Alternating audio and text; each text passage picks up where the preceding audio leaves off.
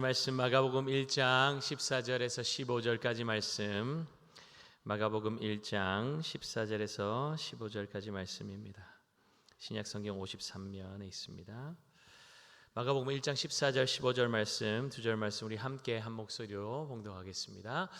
요한이 잡힌 후 예수께서 갈릴리에 오셔서 하나님의 복음을 전파하며 이르시되 때가 찼고 하나님의 나라가 가까이 왔으니 회개하고 복음을 믿으라 하시더라. 아멘. 자, 우리 마가복음 1장 11절 우리 함께 암송 9절 보도록 하겠습니다. 읽고 암송합니다.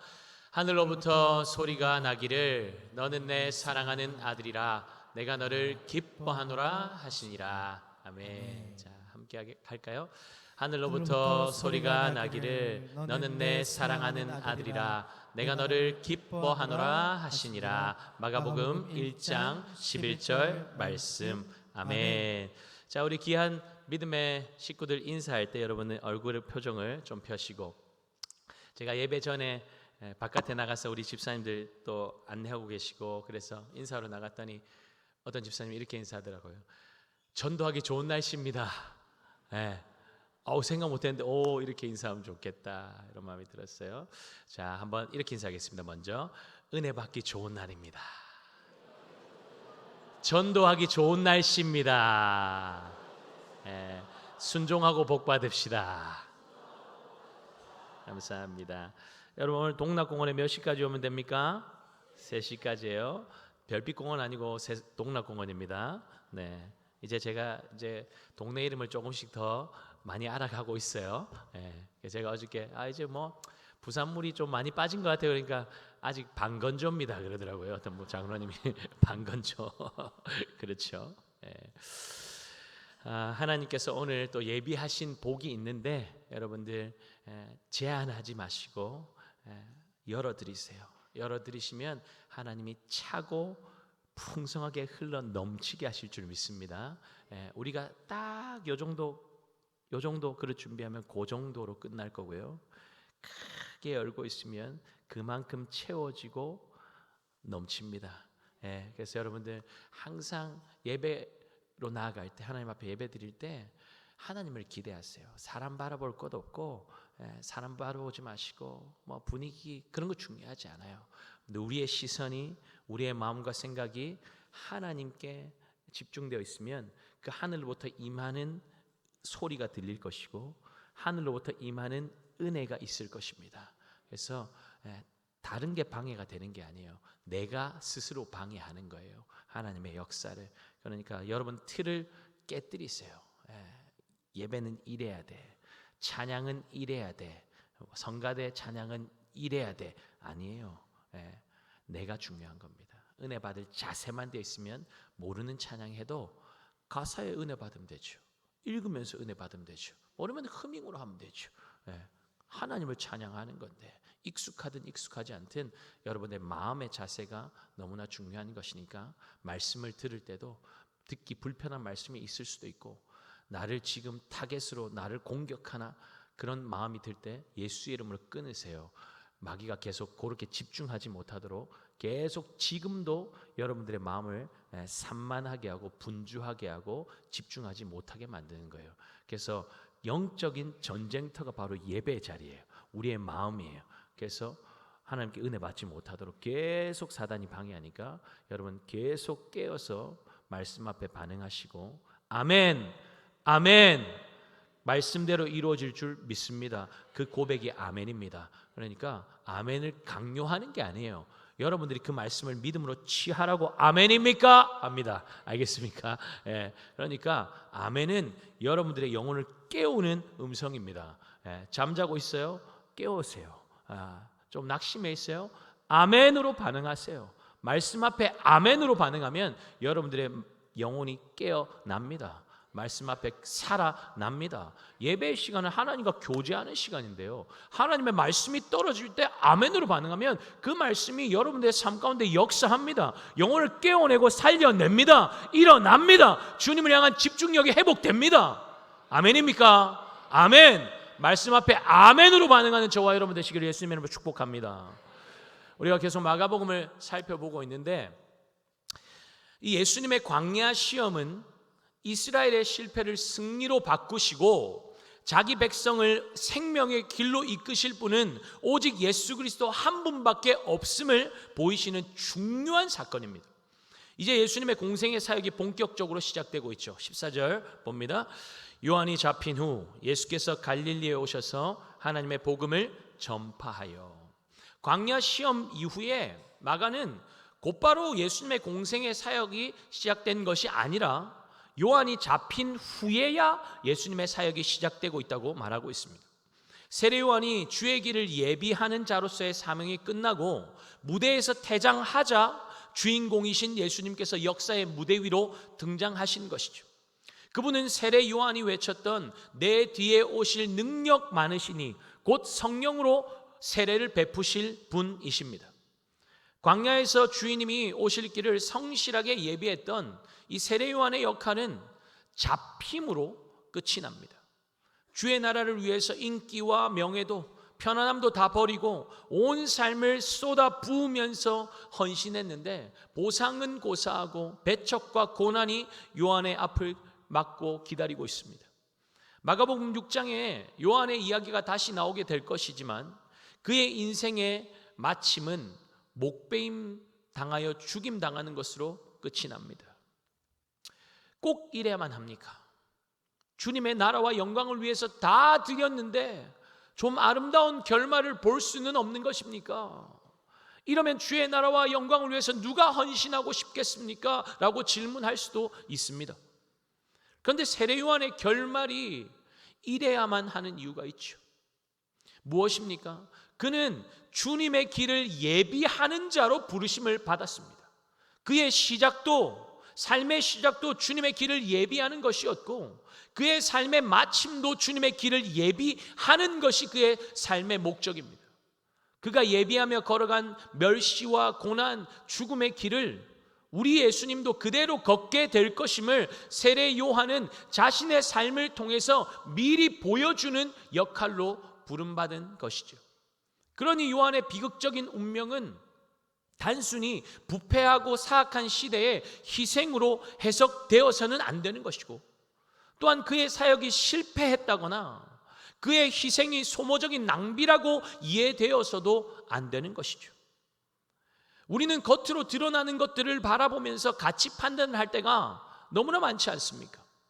평생 주님의 몸된 교회를 위해서 열심히 봉사하고 섬겼는데 몸이 병들 때가 있죠. 사업이 실패하기도 하고 어려움을 당하기도 하고 자녀의 꿈이 완전 산산조각 나는 경험을 하기도 합니다. 그러면 내가 그동안 뭐 하고 있었나? 내가 주님을 그렇게 잘 섬겼는데 나에게 돌아오는 것은 고작 이것인가? 도대체 뭔가? 회의감이 들기도 합니다. 괜한 헛고생을 했다는 생각이 들기도 하고 그런 것 때문에 주눅이 들어서 부끄러워서 지체들 사이에서 고개 떨구고 있고 믿지 않는 가족들에게 자신 있게 예수님 믿으라고 전하지도 못할 때가 얼마나 많습니까? 예수님 섬긴 것에 대한 제대로 된 보상을 받지 못했다고 생각하기 때문 아닙니까? 예수 믿으면 모든 것이 잘 될 것이라고 생각했는데 헌신하면 그만큼의 가치, 대가가 돌아올 것이라고 생각했는데 그러지 못하기 때문 아닙니까? 그런데 곰곰이 생각해 보면 주님은 한 번 또 네가 나를 위해서 이렇게 열심히 섬기면 내가 이런 보상을 해줄게. 자녀가 원하는 대학 보내줄게. 너의 삶에 근심 걱정이 없게 해줄게. 너의 노후가 완전히 불안함이 없도록 완전하게 보장해줄게. 이런 약속을 주신 적이 없습니다. 이렇게 섬기면 이런 보상을 해주겠지 하는 것은 내 생각인 거죠. 그래 놓고 내가 기대했던 보상이 돌아오지 않으면 주님께 삐지지 않습니까? 어떻게 이럴 수가 있냐고. 배신이라고. 주님을 배신자로 만들어버립니다. 내가 원하는 것 안 해주면 배신입니까? 그렇지 않죠. 마가가 예수님의 공생의 사역이 시작되는 시점에 세례 요한의 비극적인 결말을 알리는 것은 그 길이 바로 예수님께서 걸어가실 길이며 예수님을 따르는 제자들 또한 그 길로 걸어야 함을 보여주는 것입니다. 마가복음 8장 35절에 주님께서 뭐라고 말씀하시죠? 함께 볼까요? 누구든지 자기 목숨을 구원하고자 하면 잃을 것이요 누구든지 나와 복음을 위하여 자기 목숨을 잃으면 구원하리라. 아멘. 악하고 음란한 세대 속에서 주님의 백성들이 믿음을 지키지 못하도록 사단은 끊임없이 유혹하고 방해합니다. 그것이 없어서 너의 삶은 안 되는 것이고, 이것마저 잃어버리면 너는 다 잃어버리는 거니까 무슨 수를 써서라도 지켜내라고, 붙잡으라고, 가지라고, 눈에 보이지도 않고 손에 잡히지도 않는 예수님 위에서 의리 지켜봐야 남는 것이 뭐가 있냐고, 고난과 아픔과 슬픔밖에 없지 않냐고, 고난을 피할 길이 있다고, 예수만 부인하면 된다고, 그러면 더 이상 멸시당하지 않아도 된다고 속삭여 대죠. 그런데 주님 뭐라고 말씀하시죠? 목숨을 구원하기 위해서 타협하면, 그래서 예수님 버리면 다 잃게 되는 것이라고. 목숨 걸고 예수님과 복음을 붙잡으면 오히려 구원받게 될 것이라고 말씀하고 계시죠. 왜입니까? 예수님 안에만 영원한 생명이 있기 때문입니다. 여러분, 이것이 복음의 원리예요. 영원한 것을 붙잡아야만 영원한 삶을 사는 것입니다. 당장의 목숨을 건져내기 위해서 타협하면 다 잃게 되는 거예요. 그게 복음의 원리예요. 십자가를 외면한 기독교, 예수를 놓친 교회, 복음이 선포되지 않는 강단에 생명력, 활력, 능력이 없는 이유가 바로 그 때문인 것이죠. 예수님은 세례 요한의 퇴장과 동시에 자신의 공생의 사역을 시작하시면서 생명의 복음을 외치고 계십니다. 마가는 예수님께서 선포하시는 복음을 하나님의 복음이라고 말하고 있죠. 왜 하나님의 복음이라고 말합니까? 하나님의 복음이 아닌 것이 있었다는 말인 것이죠. 당시 사람들이 기대하던 복음은 예수님이 외치시는 복음과 완전히 달랐습니다. 그들에게 복음은 황제로부터 말미암은 정치적인 평화, 안정, 그리고 부였습니다.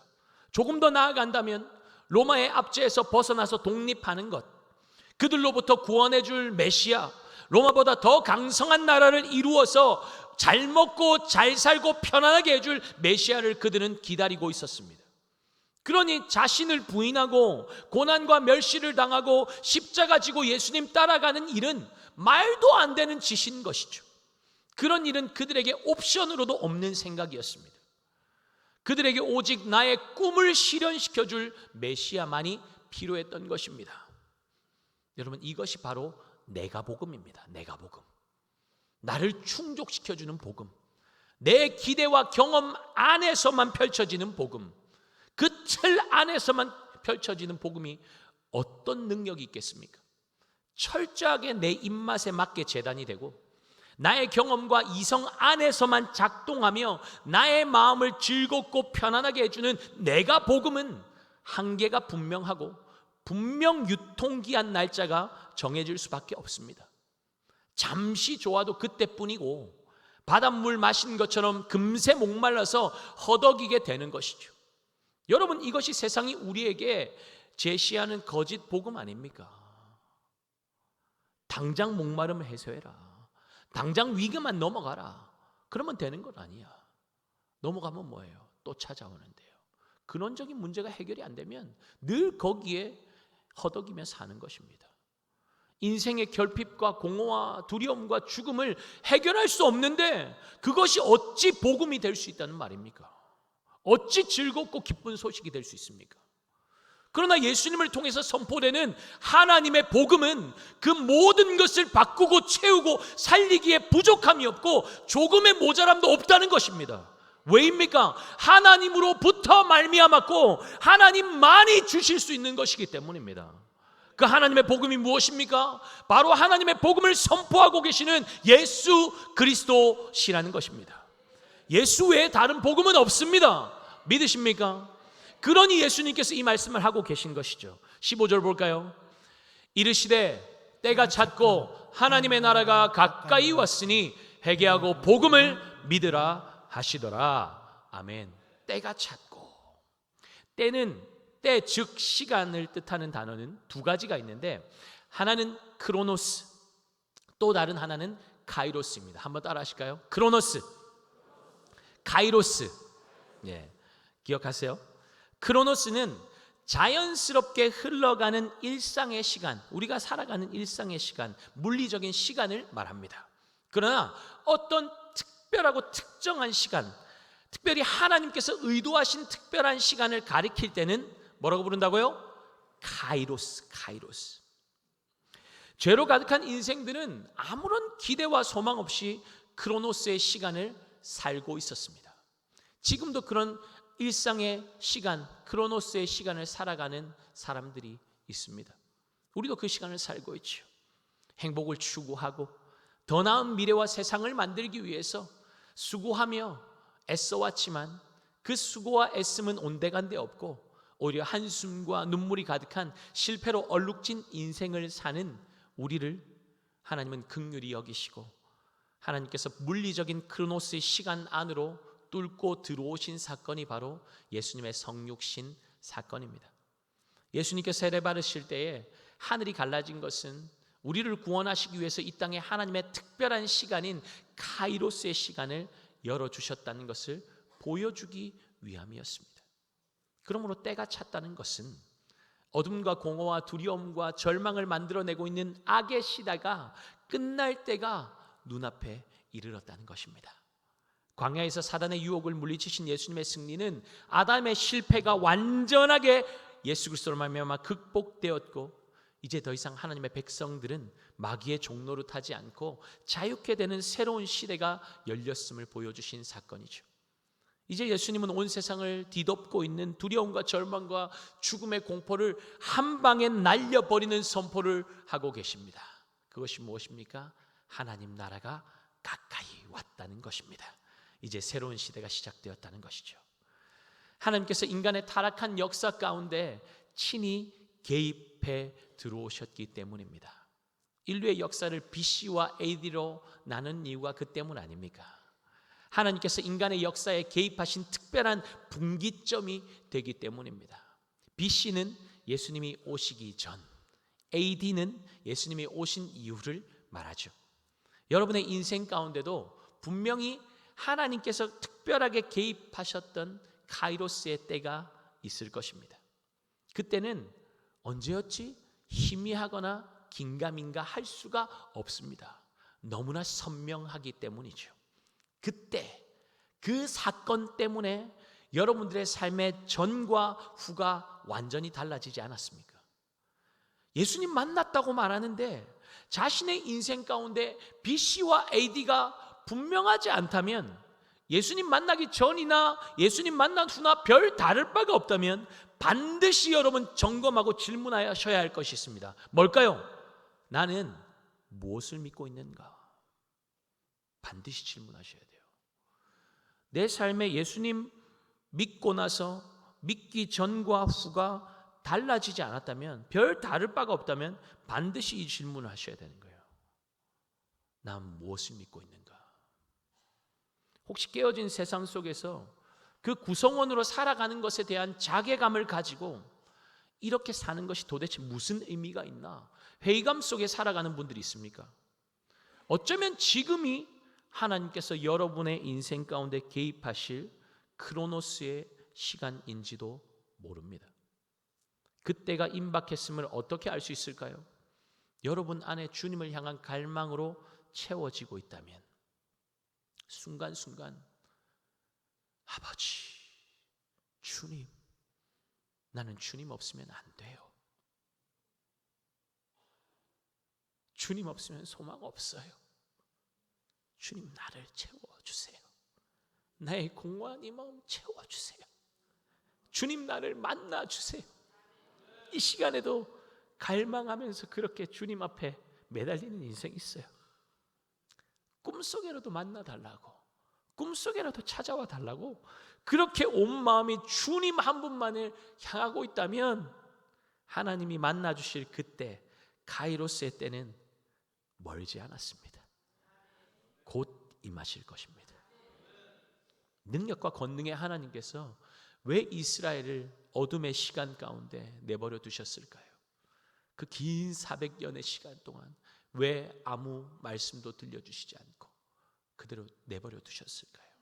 신음하고 탄식하는 그들의 소리를 왜 외면하며 오랜 시간을 기다리셔야만 했을까요?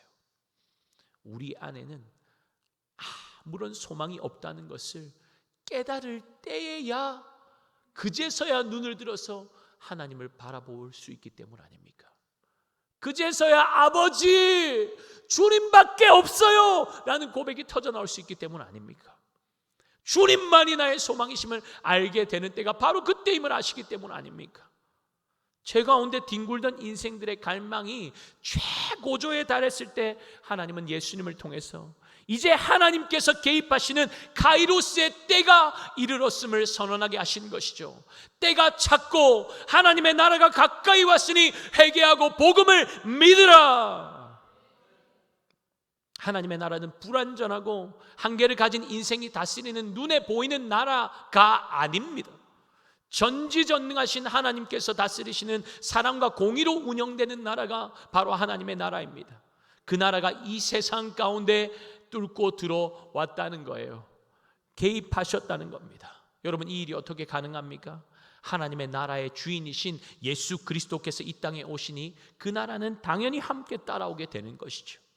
예수님께서 오심으로 하나님의 나라는 더 이상 인간이 범접할 수 없는 하늘에만 국한된 영역이 아니라 회개하고 복음을 믿기만 하면 누구나 들어가서 누리는 나라가 된 것입니다. 성전을 통해서나 속죄 제도 없이도 회개와 믿음을 통해서 죄의 용서와 구원이 선포되고 하나님의 백성이 될 수 있다는 혁명적인 메시지가 예수님께서 선포하신 메시지인 것입니다. 하나님 나라가 가까이 왔다는 것에 두 가지 의미가 있습니다.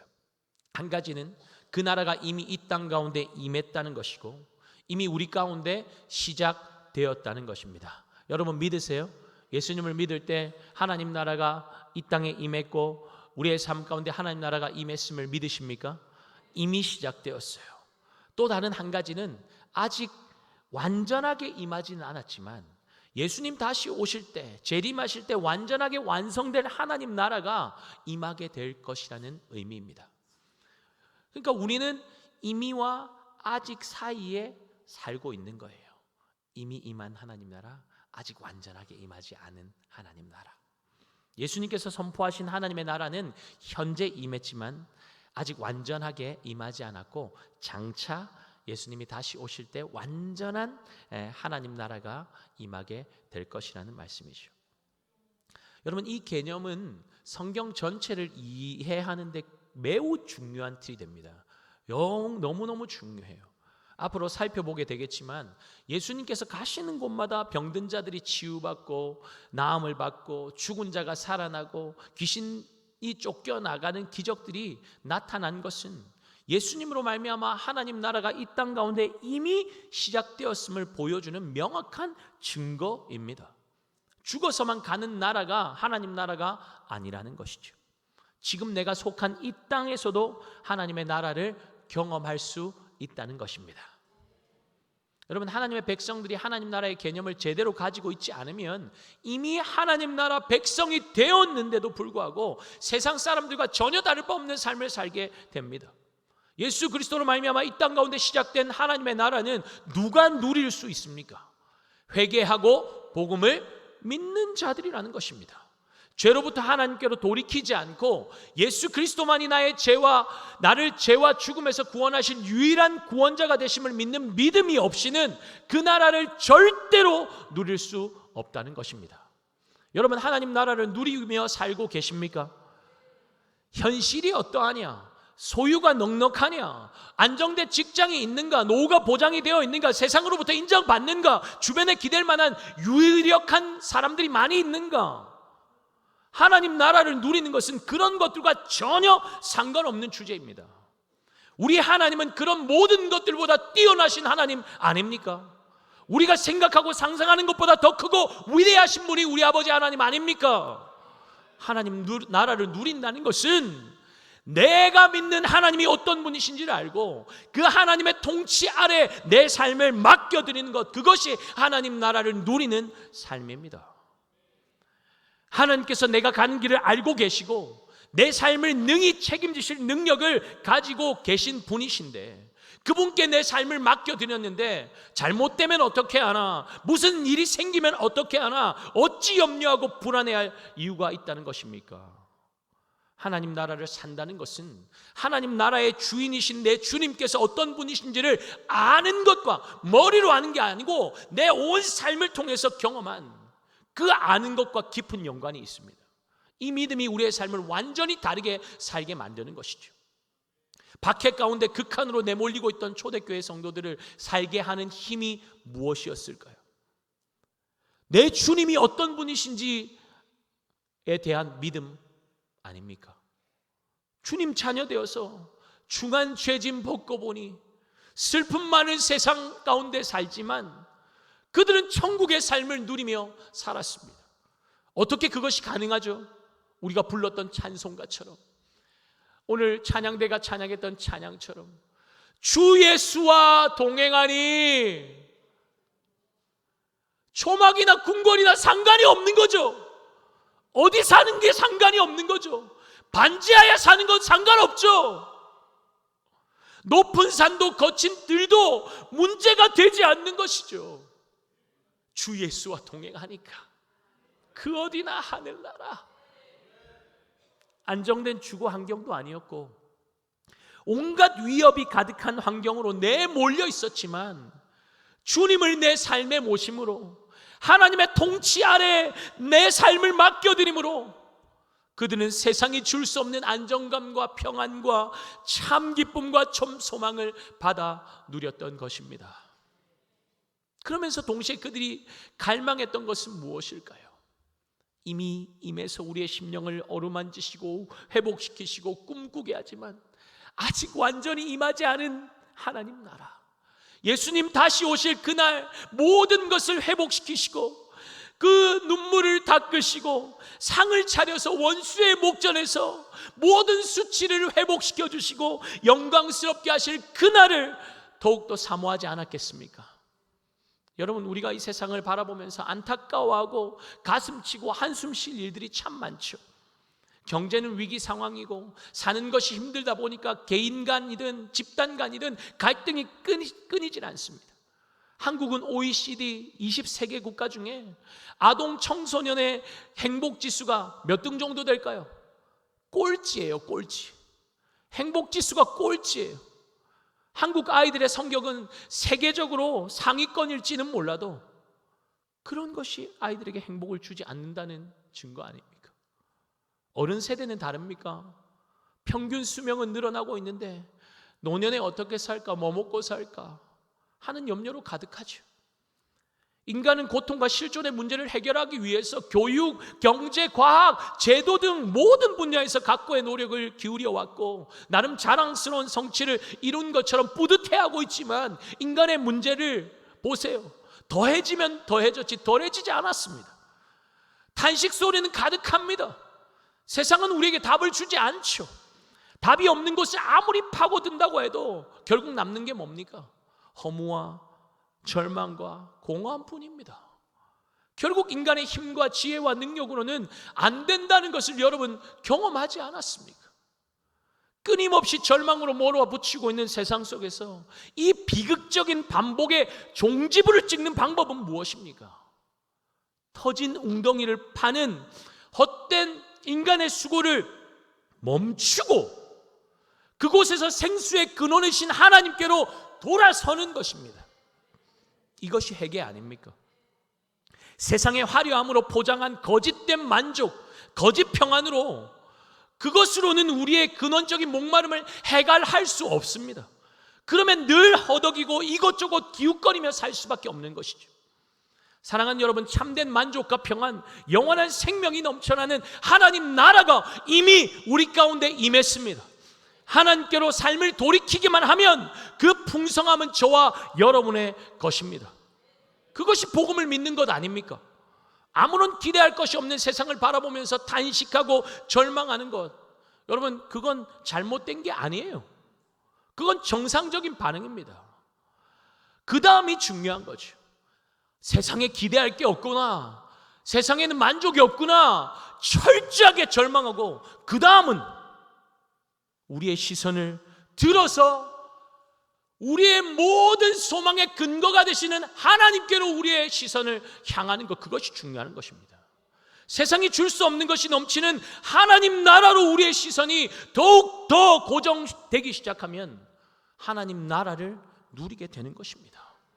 그렇게 이 타락하고 소망 없는 세상 가운데서도 하나님 나라 안에 있는 참된 평안과 안식을 누리는 사람은 어떻겠습니까? 썩을 것을 채우기 위해서 온 삶을 쏟아붓고 살아가는 사람들을 바라보면서 부러워할까요? 저 사람 좋겠다, 저것 가져서. No. 안타까워하지 않겠습니까? 자신이 누리고 있는 그 세상이 줄 수 없는 풍성함의 비밀을, 소망의 이유를 그들에게 알려주고 싶지 않을까요? 오늘날 그리스도인들이 왜 아무런 기쁨 없이 무기력하게 살아갑니까? 예수 믿는 것 왜 당당하게 전하지 못하고 부끄러워하며 살겠어요? 제대로 맛보고 제대로 경험하지 못했기 때문 아닙니까? 하나님 나라에 대한 비전, 하나님께서 이루실 이 나라에 대한 비전을 놓쳐버렸기 때문 아닙니까? 여러분, 예수 그리스도로 말미암은 하나님 나라, 이 땅 가운데서 경험하고 계십니까? 타락한 세상을 바라보면서 예수님 다시 오실 때 완전하게 임할 그 하나님 나라를 더욱더 갈망하며 살고 계십니까? 어둠을 바라보면 바라볼수록, 타락한 세상을 바라보면 바라볼수록, 소망 없는 세상을 바라보면 바라볼수록 주님 어서 오십시오, 그렇게 하나님 나라를 갈망하고 있냐는 것입니다. 하나님 나라를 경험하며 갈망하며 사는 성도들의 올바른 자세는 무엇일까요? 여러분, 갈망은 우리의 영을 깨어나게 만듭니다. 밤이나 낮이나 어제나 오늘도 외롭고 슬퍼도 낭망하여 넘어져도 오직 주님 한 분만 바라보게 하기 때문이죠. 그러니까 깨어나는 겁니다. 여러분, 그것이 깨어있는 삶 아닙니까? 초대교회 성도들의 삶에 가득했던 갈망이 그것 아닐까요? 주님 언제 오십니까? 주님이 타락한 세상 가운데 속히 임하여 주시옵소서, 마라나타 외치지 않았겠습니까? 주님만 바라보고 주님 하루라도 빨리 만나고 싶으니까 더 이상 아픔도 없고 슬픔도 없는, 죄와 상관없이 살 수 있는 완전하게 임할 하나님 나라를 사모하고 갈망하니까 어떻게 하면 주님 오실 날을 하루라도 앞당길 수 있을까? 어떻게 하면 완전한 하나님의 나라를 하루라도 더 빨리 경험할 수 있을까? 이것이 삶의 고민이요, 기도의 제목이 되지 않았겠어요? 여러분, 주님 하루라도 더 빨리 만나고 싶으십니까? 네, 한 일부보다 조금 많아요. 한 7명. 여러분 스스로 질문해 보세요. 나는 진짜 주님을 갈망하고 있는가? 예전에 그런 분이 있었어요. 주님 곧 오십니다. 장가가고 오시면 좋겠어요. 시집가고 오시면 좋겠어요. 맛을 못 봤으니까.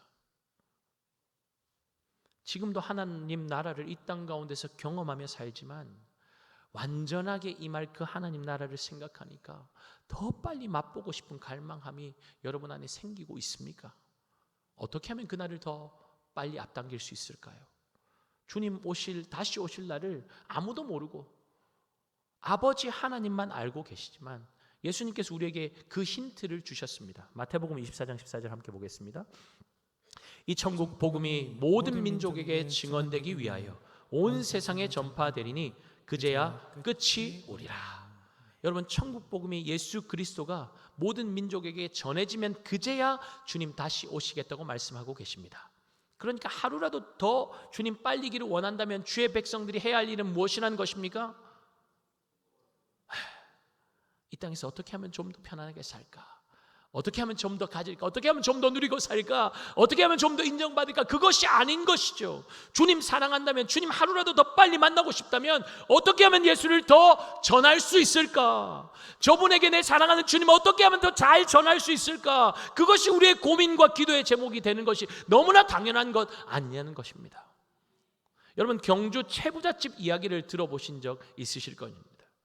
이 집의 가훈 중에 하나가 사방 백리 안에 굶어 죽는 사람이 없게 하라 였습니다. 부자가 되어서 더 모으는 데 관심을 두었던 것이 아니라 어떻게 하면 더 나눌 수 있을까에 관심을 두고 그렇게 섬기다 보니까 토지개혁 때 부자의 재산을 나라가 몰수하는 것이 상식인데 경주 사방 백리 안에 최 씨 집안의 도움을 받지 않은 사람이 없다 보니까 그 모든 사람들이 임금에게 상소를 올려서 이 집안을 지켜주었어요.